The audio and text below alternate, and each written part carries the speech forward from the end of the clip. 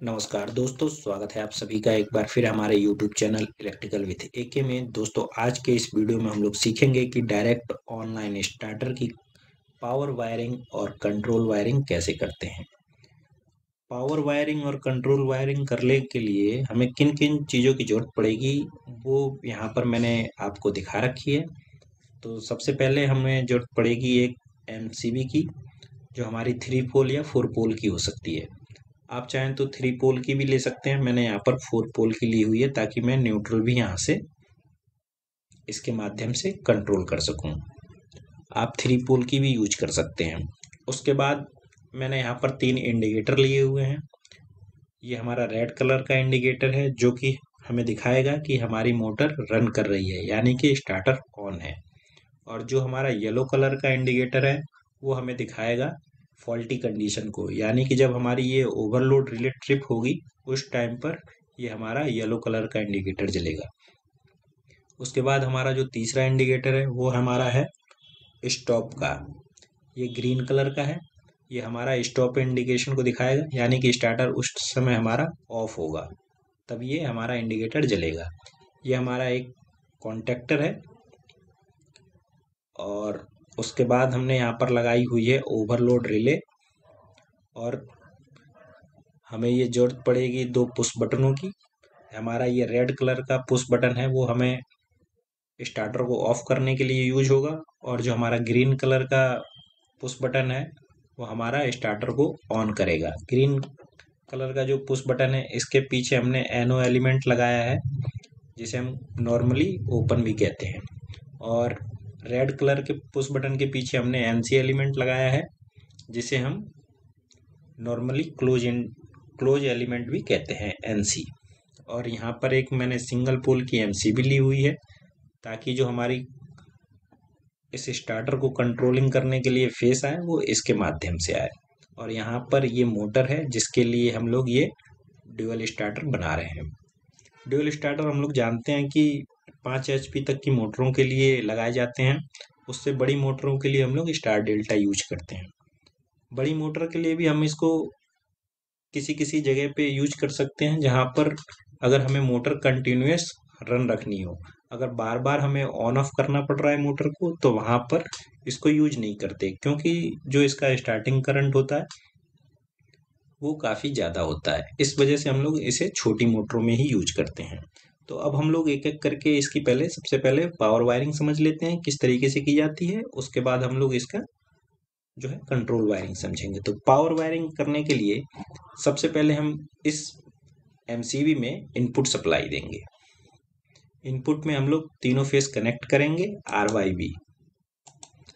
Y B connect करते हैं। तो सबसे पहले मैं यहाँ पर रेड कलर का वायर कनेक्ट करूंगा, आर। तो ये हमारा रेड कलर का वायर है, मैंने यहाँ पर एमसीबी के इनपुट पे कनेक्ट कर लिया। अब मैं कनेक्ट करूंगा इसमें येलो फेस। ये मैंने येलो फेस भी कनेक्ट कर लिया, और इसके बाद मैं करूंगा यहाँ पर ब्लू फेस, यानी कि बी। ये मैंने तीनों फेस इस एमसीबी में इनपुट में दे दिए। उसके बाद मैं न्यूट्रल को चाहें तो आप डायरेक्ट भी दे सकते हैं इन इंडिकेटरों में और कॉन्टेक्टर में, और जहाँ पे भी देना हो। लेकिन मैं चाहता हूँ कि मेरा जो इस एमसीबी को ऑफ करूँ तो मेरा जो है न्यूट्रल भी डिस्कनेक्ट हो जाए, तो इसलिए मैं इसके माध्यम से दे रहा हूँ। तो यहाँ पे मैं न्यूट्रल को भी कनेक्ट कर लेता हूँ इसी एमसीबी के इनपुट में, और मैंने ये न्यूट्रल भी कनेक्ट कर दिया। इस तरीके से मैंने आर वाई भी तीनों फेस और न्यूट्रल को भी एमसीबी के इनपुट में दे दिया। अब जो एमसीबी के आउटपुट से हमारा फेस निकलेगा वो हमारा कनेक्ट होगा कॉन्टेक्टर के इनपुट में। तो मैं एक एक करके तीनों फेसों को यहाँ पर कनेक्ट कर लेता हूँ। सबसे पहले मैं कनेक्ट करूंगा आर फेस को।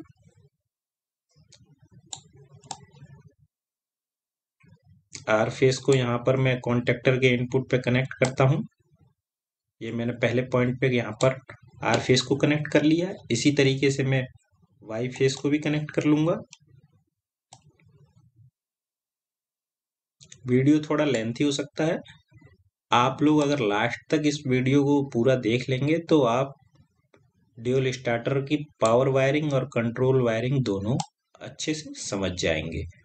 तो वीडियो अगर आप बीच में अधूरा छोड़कर जाएंगे तो आपको भी समझ में नहीं आएगा और टाइम भी बर्बाद होगा। तो इसलिए अगर आपने वीडियो शुरू किया है देखना, तो आप लास्ट तक बने रहिए, जिससे कि आपको कहीं भी, आप अगर इंडस्ट्री में कहीं काम कर रहे हैं तो वहां पे भी आप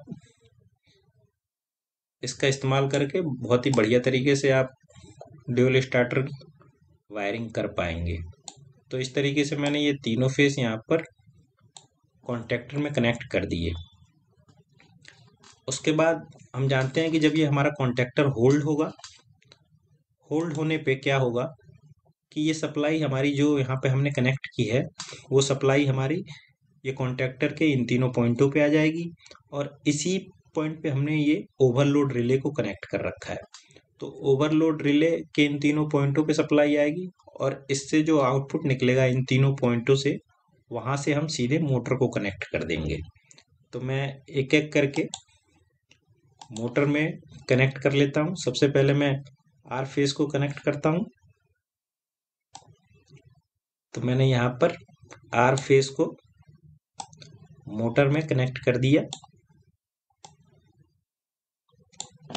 इससे क्या आप आसानी से समझ जाएंगे कि किस तरीके से ड्यूल स्टार्टर की वायरिंग होती है। आपके घर पे भी अगर करना हो, छोटी मोटर कोई लगी हो, उसका ड्यूल स्टार्टर बनाना हो, तो आप इस वीडियो को देख के आसानी से बना लेंगे और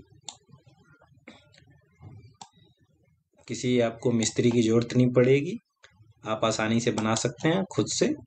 और अगर आपको कहीं इंटरव्यू देना है या किसी इंडस्ट्री में आप काम करने वाले हैं, तो ये वीडियो अगर आपने पूरा देख लिया तो आप इजीली समझ पाएंगे कि किस तरीके से वायरिंग की जाती है ड्यूल स्टार्टर की। तो ये मैंने मोटर पे कनेक्ट कर लिया, और आप समझ गए होंगे कि पावर वायरिंग इसी तरीके से की जाती है। अब यहाँ पर एक समस्या आती है कि मान लीजिए कि हमने इस तरीके से कनेक्ट किया, तो हमारी मोटर का डायरेक्शन अगर उल्टा हो गया, तो हम कोई भी दो फेस आपस में इंटरचेंज करके मोटर के डायरेक्शन को चेंज कर सकते हैं। आप या तो एमसीबी के इनपुट पे चेंज कर लीजिए, या एमसीबी के आउटपुट पे, या कॉन्टेक्टर के इनपुट पे, या ये जो ओवरलोड रिले है वहां पर चेंज कर लीजिए उसके आउटपुट पे, या फिर आप मोटर के टर्मिनल पे भी चेंज कर सकते हैं। तो इस तरीके से आप मोटर का डायरेक्शन चेंज कर लेंगे। अब हम लोग ये पावर वायरिंग कर चुके हैं। अब हम लोग समझते हैं इस स्टार्टर की कंट्रोल वायरिंग। तो कंट्रोल वायरिंग करने के लिए क्या है कि जो एमसीबी का आउटपुट है, इसके आउटपुट से ही जो फेस निकल रहा है उसको मैं कनेक्ट कर लूंगा अपने जो सिंगल पोल की मैंने एमसीबी ले रखी है इसके इनपुट में। तो मैं यहाँ से सिंगल पोल की एमसीबी जो मेरी है उसके इनपुट में कनेक्ट कर लेता हूँ। आप ऊपर या नीचे किसी भी साइड में, एक साइड में कनेक्ट कर सकते हैं, दूसरी तरफ से उसका आउटपुट ले सकते हैं। तो मैंने यहाँ पर कनेक्ट कर लिया। अब इससे जो आउटपुट निकलेगा हमारी एमसीबी से,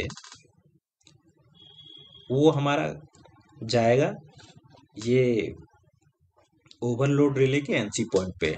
तो हम लोग जानते हैं कि जो हमारे ये दो पॉइंट हैं 95 और 96 नंबर के, ये हमारे एनसी पॉइंट हैं इस ओवरलोड रिले के, और ये हमारे जो 97 और 98 नंबर के पॉइंट हैं दोनों, ये हमारे एनओ पॉइंट हैं। इसी तरीके से इस कॉन्टेक्टर में जो ये दोनों पॉइंट हैं वो A1 और A2 पॉइंट हैं, यानी कि इस कॉन्टेक्टर की कॉइल के लिए यहाँ से सप्लाई दी जाती है।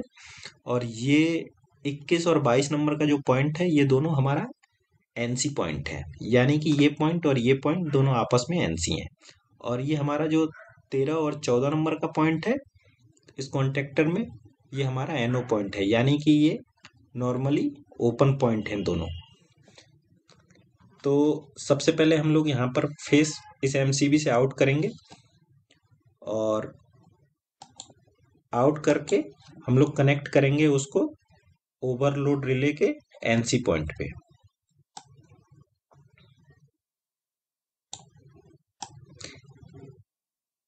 एनसी पॉइंट पे यहाँ पर मैं कनेक्ट कर लेता हूँ 95 नंबर पर। मैंने यहाँ पर ये वायर कनेक्ट कर लिया। अब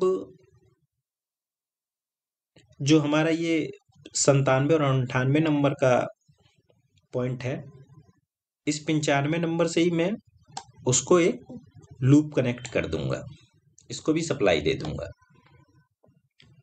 इसके बाद जो हमारा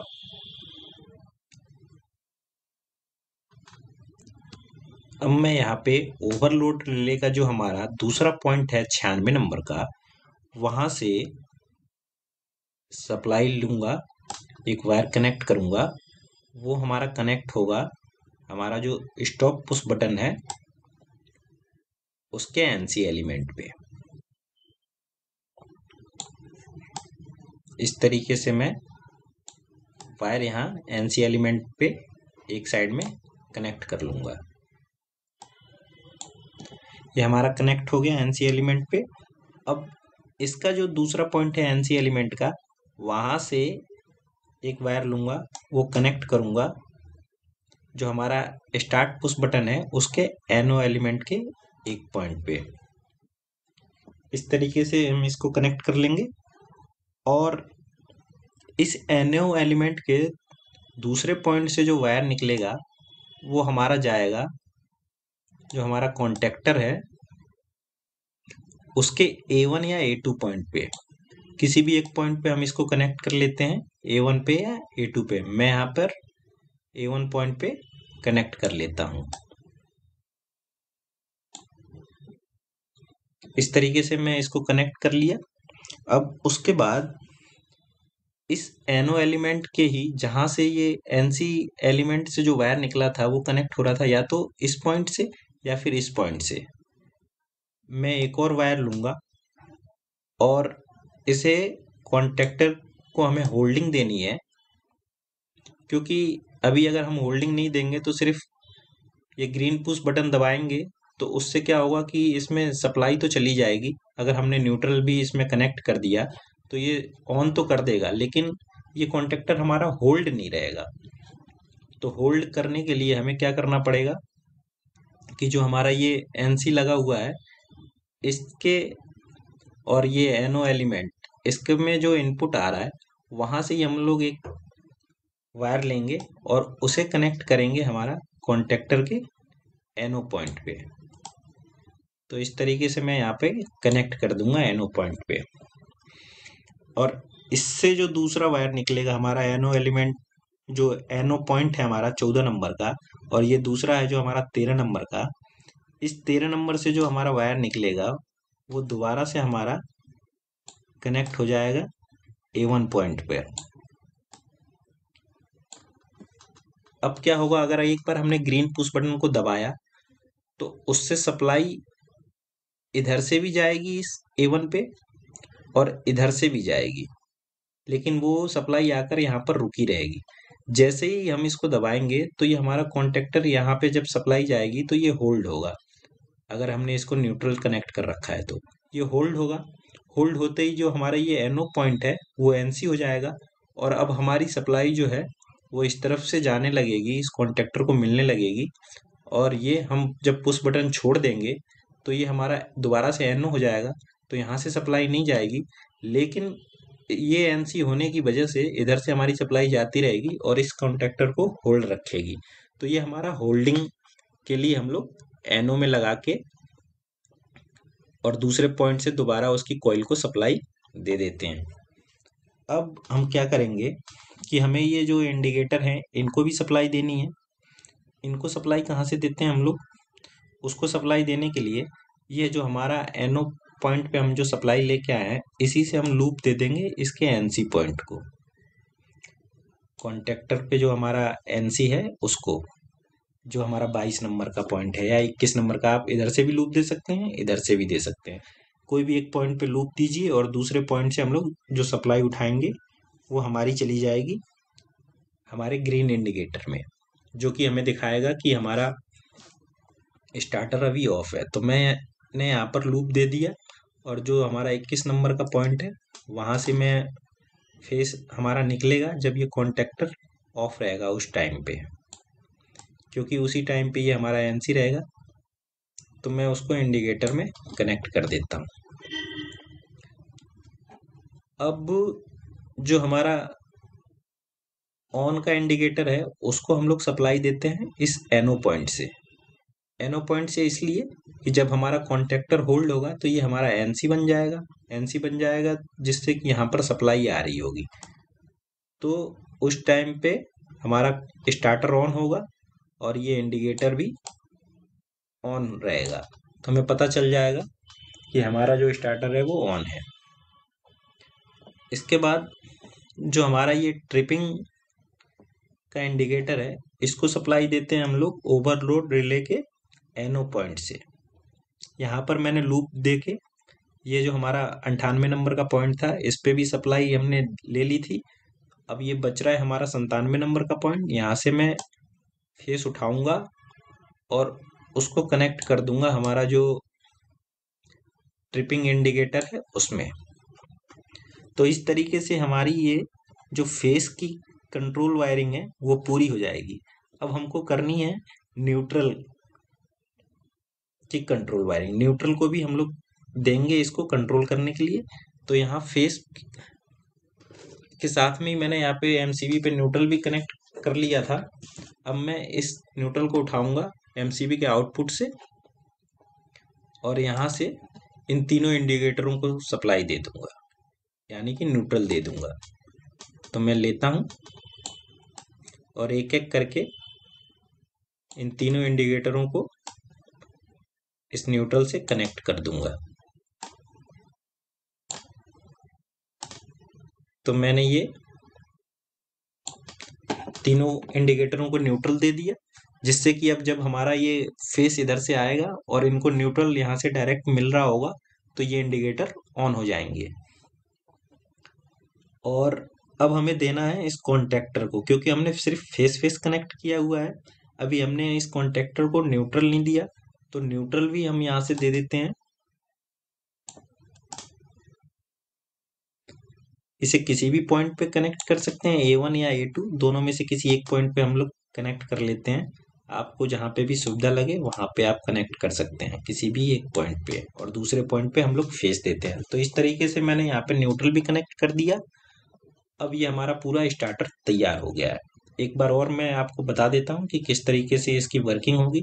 पावर वायरिंग है जो, वो तो यहाँ से कंट्रोल हो रही है एमसीबी से। हमारी तीनों फेस हमने इनपुट में दिए हुए हैं और इस एमसीबी को ऑफ करते ही हमारी ये पूरी पावर ऑफ हो जाएगी। तो इससे जो हमारी आउटपुट निकलेगी, अभी एमसीबी अगर हमने ऑन की तो इससे हमारी आउटपुट निकलेगी, वो जाएगी हमारी कॉन्टेक्टर में, और कॉन्टेक्टर में जाने के बाद ओवरलोड रिले में जाएगी और ओवरलोड रिले से हमारी सीधे सप्लाई मोटर में चली जाएगी। अब हम लोग कंट्रोल वायरिंग समझ लेते हैं। कंट्रोल वायरिंग के लिए मैंने क्या किया है कि जो हमारी एमसीबी है इसके आउटपुट से ही मैंने एक फेस लिया और सिंगल पोल की एमसीबी लगाई है कंट्रोलिंग के लिए। चाहे तो डायरेक्ट भी जा सकता है या बीच में आप फ्यूज भी लगा सकते हैं। तो मैंने यहाँ पर एक सिंगल पोल की एमसीबी लगाई है, इसके इनपुट में सप्लाई दी और उससे जो सप्लाई आउट हुई वो मेरी चली गई ओवरलोड रिले के एनसी पॉइंट पे। अब ये OLR के एनसी पॉइंट पे गई 95 नंबर पे, और वहां से आउट हुई हमारी 96 नंबर के पॉइंट से सप्लाई, और वो हमारी चली गई स्टॉप पुश बटन के एनसी एलिमेंट के एक पॉइंट पे। और दूसरे पॉइंट से जो सप्लाई आउट हुई वहां से दो वायर निकले। एक वायर तो हमारा चला गया होल्डिंग के लिए कॉन्टेक्टर के एनो पॉइंट पे, और दूसरा जो हमारा ये दूसरे पॉइंट से, इस एनो के दूसरे पॉइंट से जो सप्लाई निकली वो हमारी चली गई डायरेक्ट कॉन्टेक्टर के कॉइल की सप्लाई के लिए। A1 या A2 किसी भी एक पॉइंट पे लगा सकते हैं। अब यहाँ पर मैंने होल्डिंग के लिए दिया है 14 नंबर में कनेक्ट किया, उससे 13 नंबर से हमारी सप्लाई निकली, वो भी हमारी A1 पे कनेक्ट हो गई। और इसी से मैंने ऑन का इंडिकेशन, जो हमारा रेड का इंडिकेटर है उसको दे दिया है, ताकि जब भी हमारा ये स्टार्टर ऑन होगा तो ये हमारा इंडिकेटर ऑन हो जाएगा रेड कलर का। और जब हमारा ऑफ कंडीशन में स्टार्टर होगा तो उस टाइम पे हमारा ये एनसी पॉइंट है जो कॉन्टेक्टर होल्ड नहीं होगा तो ये हमारा एनसी रहेगा। तो यहाँ से सप्लाई निकल रही होगी तो ये इस इंडिकेटर को, ग्रीन इंडिकेटर को ऑन रखेगी, तो हमें पता चल जाएगा कि अब हमारा स्टार्टर जो है ऑफ कंडीशन में है। यहाँ पर जो रिले का 97 और 98 नंबर का पॉइंट था, तो मैंने क्या किया कि जो 98 और 95 नंबर को लूप कर दिया, और जो 97 नंबर का पॉइंट है वो हमारा एनओ पॉइंट था। तो जब भी हमारा अगर कोई फॉल्ट आता है तो ये हमारा जो 97 और 98 नंबर का पॉइंट है वो एनसी हो जाएगा। तो 97 नंबर के पॉइंट से सप्लाई निकलेगी और ये येलो इंडिकेटर को ऑन कराएगी, जो कि ट्रिपिंग का इंडिकेशन है। तो इस तरीके से इसकी कंट्रोल वायरिंग हम लोग कर लेते हैं इंडस्ट्रीज में या घर पे भी, या कहीं भी जरूरत पड़ेगी जब भी हमें ड्यूल स्टार्टर की, तो वहाँ पर हम लोग आसानी से इस तरीके से इसकी वायरिंग कर सकते हैं। तो उम्मीद करता हूँ दोस्तों कि आज का वीडियो आप लोगों को काफ़ी पसंद आया होगा। अगर अभी तक आपने हमारे चैनल को सब्सक्राइब नहीं किया तो कृपया हमारे चैनल को सब्सक्राइब कर लें और बेल आइकॉन को प्रेस कर दें, जिससे कि जब भी हम कोई नया वीडियो अपलोड करें तो आपको उसी का नोटिफिकेशन प्राप्त हो जाए। तो फिर मिलते हैं इसी तरह के नए इंटरेस्टिंग वीडियो में। तब तक के लिए नमस्कार, धन्यवाद।